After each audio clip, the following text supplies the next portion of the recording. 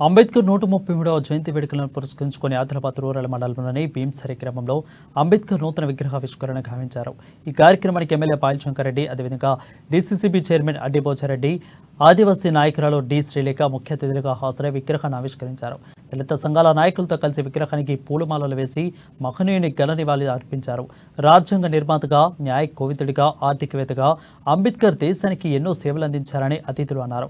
ప్రతి ఒక్కరూ ఆయనకు స్ఫూర్తికి తీసుకుని ఆయన బాటలో నడవాలని సూచించారు. దేశం గర్వించదగ్గ గొప్ప వ్యక్తుల్లో అంబేద్కర్ ఒకరని తెలియజేశారు. మహనీయుల ఆశయ సాధనకు ప్రతి ఒక్కరూ కృషి చేయాలని ఆకాంక్షించారు. కార్యక్రమంలో భీంసరి దళిత సంఘాల నాయకులు, గ్రామస్తులు, అంబేద్కర్ వాదులు పాల్గొన్నారు.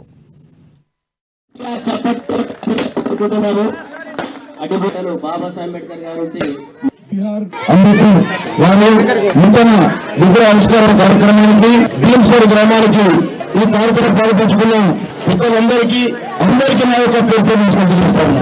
ఈ రోజు అందరికి కూడా గారి జయంతి సందర్భంగా శుభాకాంక్షలు కూడా మీకు తెలియజేస్తా ఉన్నాను. బాబాసాహెబ్ గారు ఒక మహాత్ముడు. ఈ ఏప్రిల్ మాసంలో జన్మించిన వాళ్ళు దాదాపు ఒక 3-4 మహాత్ములు ఉన్నారు.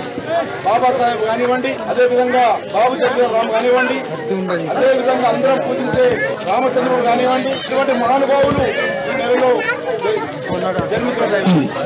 ఆ యొక్క మహాత్ముని విగ్రహావిష్కరణ చేసుకోవడం మన అదృష్టంగా మనం భావిస్తా ఉన్నాం. ఈ సందర్భంగా నేను తెలుస్తా ఉన్నాం. పెద్దలు తీసుకొని ఈ యొక్క కింది ప్రెసిడెంట్ అందరూ కలిసి అందరూ ఇటుకులు ప్రతి ఒక్కరు ఇటుక, ప్రతి ఒక్కరు సిమెంట్ ఇల్లు ఉన్నది. అందరూ సహకారం చేసిన గ్రామ పెద్దలందరికీ కూడా ధన్యవాదాలు చెప్తా ఉన్నాం. ఈరోజు ఒకటే ఇటువంటి మహాత్ముని జ్ఞాపకాలతో మనకు అవసరం.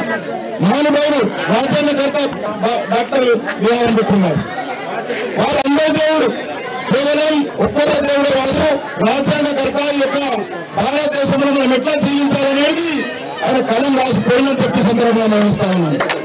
నేను వచ్చేటప్పుడు మా యొక్క ఇన్ఛార్జ్ కమిషనర్ గారు ఫోన్ చేయడం జరిగింది. అక్కడ విగ్రహం అయిపోయింది, కింది నుంచి బేస్మెంట్ అయిపోయింది, విగ్రహం అయిపోయింది. ఈ యొక్క విజయ్ గారిని అడగండి, ఎంపీసీ గారిని అడగండి, అక్కడికి ఇంకా బాబాసాహెబ్ అంబేద్కర్కి ఏం కావాలని చెప్పి అడగడం జరిగింది. నేను విజయ్ తోటి గంగాధర్ గారితో ఫోన్ చేసి అడిగితే ఒక కంపౌండ్, అదేవిధంగా గ్రానైట్, అదేవిధంగా గ్రీన్ ఇదంతా కలిసి ఒక 4-5 లక్షల ఖర్చు అవుతుందని చెప్పడం జరిగింది.